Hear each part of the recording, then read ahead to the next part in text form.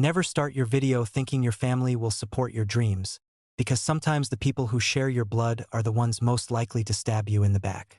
I sat at a table worth more than my entire apartment, listening to my father tell everyone I was a professional loser while I secretly held the keys to the very company he was begging to partner with. By the end of this night, they weren't laughing anymore, and the look on my brother's face when he realized I owned his entire future was worth every single insult they ever threw at me. I remember the day I told them I was starting a YouTube channel. We were in my father's study, a room that smells like old money and expensive cigars. My brother, Leo, was already a junior partner at the family firm. My sister, Claire, was finishing her MBA at an Ivy League school. And then there was me, Kane. I told them I wanted to build a media startup focused on creator tools and long-form storytelling. My father didn't even look up from his papers. He just laughed and asked if I needed him to buy me a better webcam so I could play video games for a living. That was 5 years ago. Since then, I've been the ghost at every family function. I was the one they talked about in hushed, disappointed tones. Every holiday was a lecture about how I was wasting my potential. They didn't see the 18-hour days. They didn't see the nights I lived on ramen noodles while I coded the back end of what would become Apex Media. They just saw a kid with a camera who didn't want to wear a suit. Tonight was supposed to be different, but for all the wrong reasons. It was Leo's engagement dinner. He was marrying Sarah, a woman from another high-society finance family. My father had rented out the entire top floor of the Pierre Hotel. The guest list was a who's who of the industry. I showed up in a clean but simple black suit. No flashy watch, no designer labels. Just me. As soon as I walked in, I felt the familiar weight of their judgment.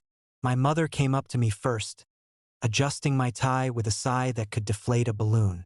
She told me to try not to mention the internet tonight because Leo's future father-in-law was very old school. I just nodded. I was used to it. I found my seat at the far end of the main table, tucked away like an afterthought. The insults started before the first course was even served. Leo was holding court, bragging about a new acquisition his firm was trying to close.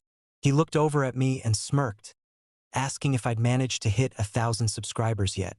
The table erupted in polite, condescending laughter.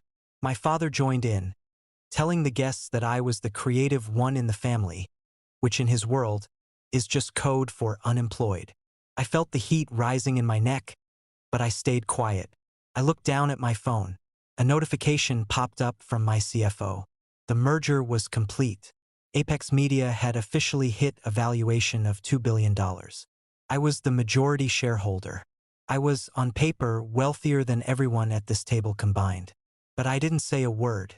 I just tucked the phone away and took a sip of water, waiting for the right moment. The main course arrived, and with it, the arrogance reached a breaking point. Leo's future father-in-law, a man named Mr. Sterling, started talking about the new king of the media world.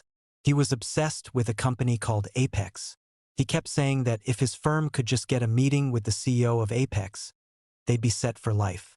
He called the CEO a visionary, a genius, a ghost that no one in the traditional finance world could track down.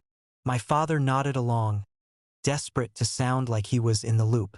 He told Mr. Sterling that he had his best people looking into the company, trying to find a way in.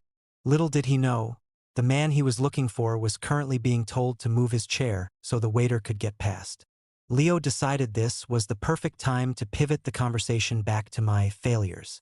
He told Mr. Sterling that his brother, me, was actually in the same industry. He said it with such a thick layer of sarcasm you could practically taste it. He told the whole table that I was trying to do what Apex did, but on a budget. He laughed and said I was basically the dollar store version of a real businessman. The guests chuckled. My father looked embarrassed. Sarah, Leo's fiancée, was the only one who wasn't laughing. She was staring at me, her eyes narrowing as if she were trying to solve a puzzle. She asked me what the name of my little project was again. I looked her dead in the eye and said, "It started as a channel, but the parent company is called Apex." The silence that followed was heavy. Leo snorted, telling her not to encourage me. He said I probably just picked a cool-sounding name to feel important. But Sarah didn't look away. She pulled out her phone and started typing frantically. She was the daughter of a tech mogul. She knew the players. I saw the color drain from her face as she looked from her screen back to me. She whispered my full name, Kane Maxwell Adams. I just nodded. My father asked what was going on, his voice sharp with confusion. Sarah turned her phone around to show the table. It was a leaked article from a major tech blog that had dropped just minutes ago. The headline read, "The Ghost CEO Revealed. Kane Adams of Apex Media closes multi-billion-dollar merger." The room went so quiet you could hear the air conditioning hum.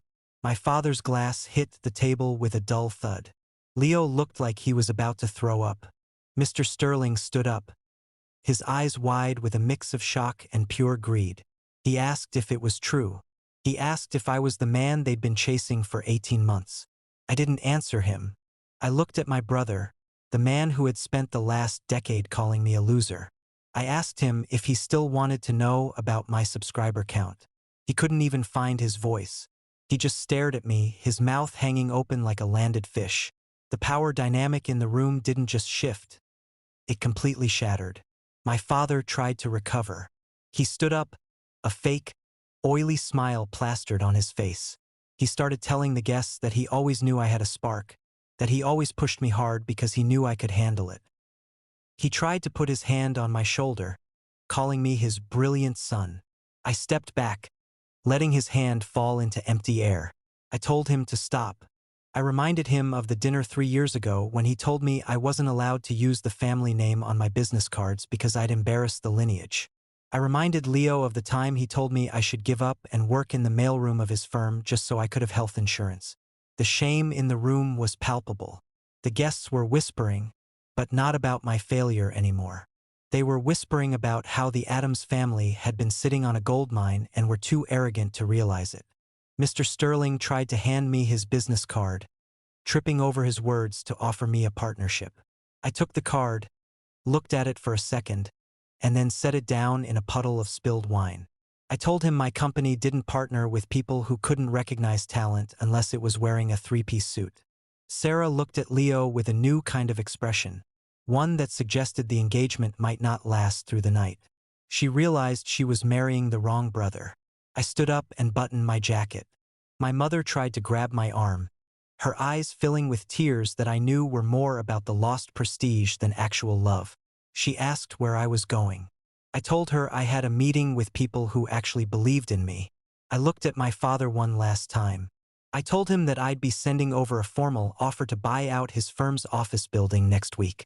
I told him I needed more space for my developers and his location had a nice view. The look of pure, unadulterated defeat on his face was the best thing I've ever seen. As I walked toward the exit, I didn't feel angry anymore. I just felt light. I passed the maitre d' who had looked down his nose at me when I arrived. I handed him a $1,000 bill and told him to cover the tab for the table, but to make sure my father knew his unemployed son paid for the steak he was currently choking on. I stepped out into the cool night air, the city lights reflecting off the hood of the black car waiting for me. My assistant opened the door, and as I sat back into the leather seat, I realized that the best revenge isn't a loud argument. It's living a life so successful that your presence alone is a reminder of everyone else's mistakes. I sat in the back of the car, watching the Pierre Hotel shrink in the rearview mirror. My phone was blowing up with texts from my siblings. Leo was apologizing, Claire was asking for a job, and my father was calling every 2 minutes.